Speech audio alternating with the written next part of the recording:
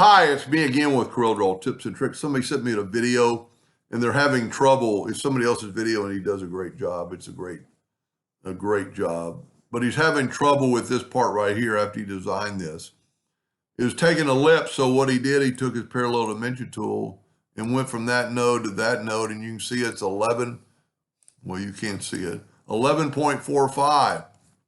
So with that said, you ought to be able to draw an ellipse with the control button held down and make it 11.45 or 11.45. Now, the easiest way to do this is to take this, we'll take them both and hit T and then hit L and it put it to the left.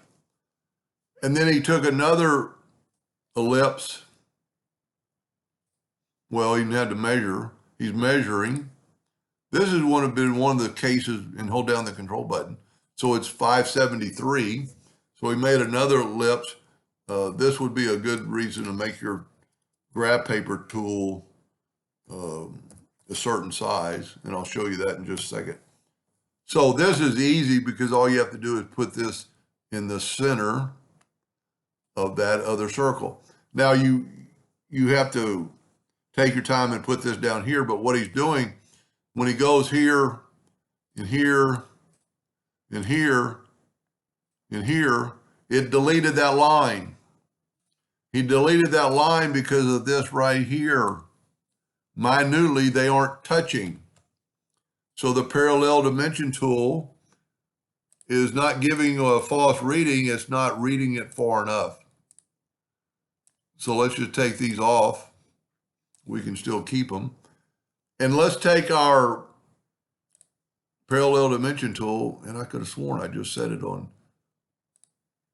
a bigger number, so you can see it better. And we want that node to that node, and you see it's 11.45. Well, is it really?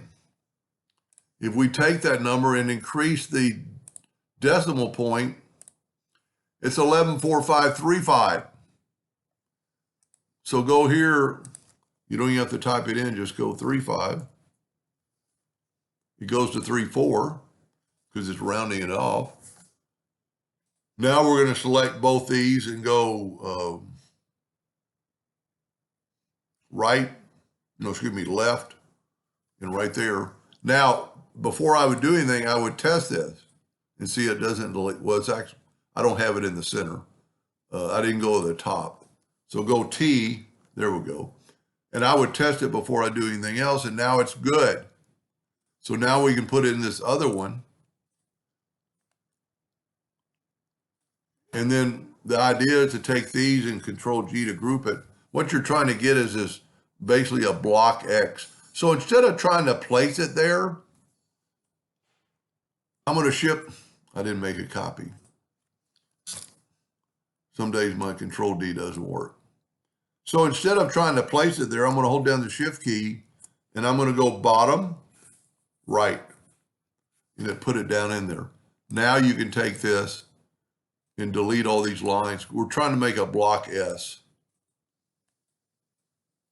And then take your Smart Fill tool and fill it in.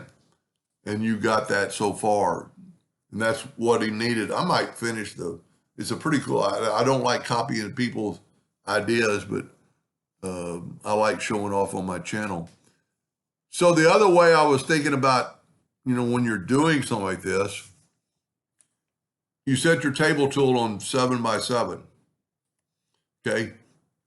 Make it something, an even amount, like 21. Then each one of these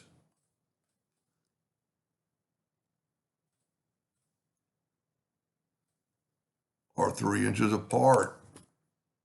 So that's all you really need. Now, to do this, you have to take this and group and ungroup it, and then use your pick tool, and you actually slice like to there and take that out. And then see, as long as you don't touch the entire block, it doesn't, I messed that up. Should have gone this way. As long as you don't touch the entire block, it gives you that. Now I would take this and weld it, and then you have this. Of course, you've got a lot of nodes, but that doesn't matter. Now, because we made it an even amount, if we get our parallel dimension tool, this should be 12 inches. So we can take our ellipse now and make it 12 inches. The size doesn't matter right now. So I'm going to shift select both these and go TL for left. Now we can see if it works, and it does, because everything's perfect, because we made it 12 inches. The other part's 12. So if that was 12, this is 6. So making another ellipse for 6. Now this one, you don't have to do anything because it's going to center itself in the center of that circle.